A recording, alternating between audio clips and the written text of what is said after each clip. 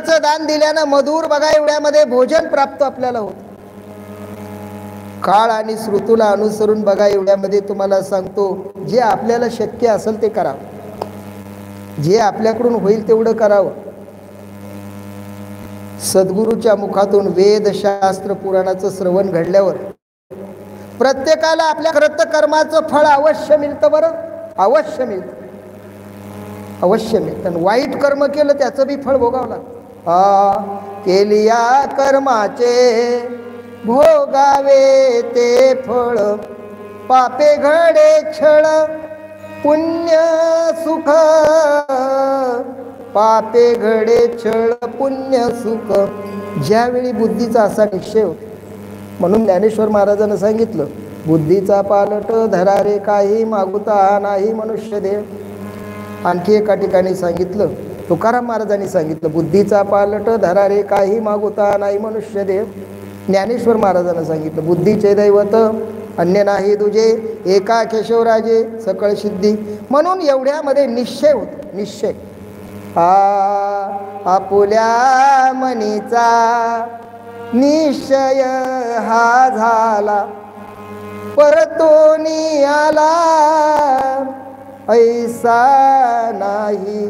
आपुल्या मनीचा निश्चय हा झाला, असा निश्चय करा. मनातल्या मनात नुसतं भोलेनाथाला साकडं घाला, मी तुझ्या कळसासाठी एवढी एवढी देणगी देईल, पुढच्या वर्षी मी शिवपुराणाला सहाय्य करल. तुमचं काम झाल्याशिवाय राहणार नाही. पण विश्वास पाहिजे, बरं, विश्वास पाहिजे. मने नाही भावना, देवा मला पावना, देव काही बाजारचा भाजीपाला नाही हो. ज्याला उच्च कोटीची बघा आस्तिकता म्हणतात, मंत्र नाम मंत्र जप कोठे जाईल पाप, स्तोत्र आणि जप या वाणीच्या द्वारानं बघा ही महादेवाची पूजाची. याच्यासाठी आचरण शुद्ध ठेवायचं, बरं, आचरण शुद्ध ठेवायचं. ज्या आचरण श्रेष्ठ आहे त्याचे चरण श्रेष्ठ आहे.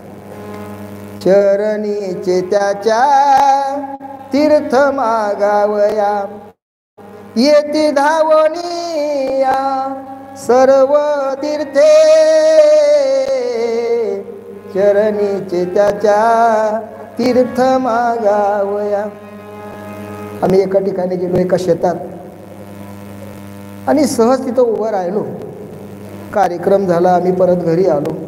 तिथं त्यांनी कुठलं ते नेट लावलं बघा, शीड नेट लावलं. 10 लाखाचं नेट झालं.